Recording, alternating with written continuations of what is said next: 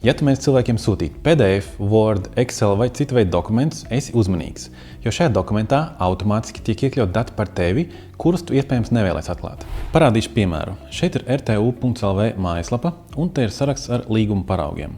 Apskatīsim pirmo līgumu un redzam, ka parasts līgums ar konkrētu informāciju beigās. Šo līgumu tagad saglabāsim. Tālāk mēs atversim mājaslapu, kas saucās metadata2go.com un nospiedīsim View metadata. Tālāk mēs atversim šo un ievilksim iekšā dokumentu. Un šeit mēs redzam noslēpto informāciju šajā failā.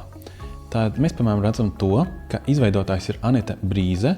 Mēs redzam, ka viņi to izveidoja ar 19. gada Word dokumentu, un mēs redzam precīzi datumu, kad tas tika izveidots. Ja mēs paskatāmies oriģinālo dokumentu, mēs redzam, ka šī Anita Brīze šeit nekur nav pieminēta, tā informācija atrodas tikai metadatos. Ja mēs pameklējam šo vārdu internetā, mēs atrodam, ka tā ir juriste no TV3 grupa Latvija. Vai šajā gadījumā tā ir problēma? Gan jau, ka nē, bet varbūt situācijas, kad tu nevēlēsies cilvēkam nosūtīt to, kurš tieši dokumentu sagatavoja, no kuras kompānijas, kad, kurā operatā sistēmā un ar kādu rīku. Ja tu vēlēsi šo informāciju no dokumentu noņemt, vienreizējiem gadījumam tu izmantot šo pašu mājaslapu un metadata remover, bet ja tu gribi izdarīt to savā platformā, tad vienkārši paprasti ChatGPT.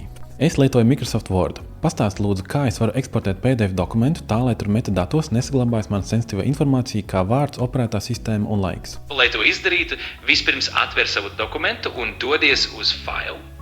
Tad izvēlies info. Tur atrodas poga Check for Issues. Noklikšķini uz kās un izvēlies Inspect Document. Kad pārbaude ir veikta, noņem atzīmes pie sensitīvās informācijas un apstiprini izmaiņas.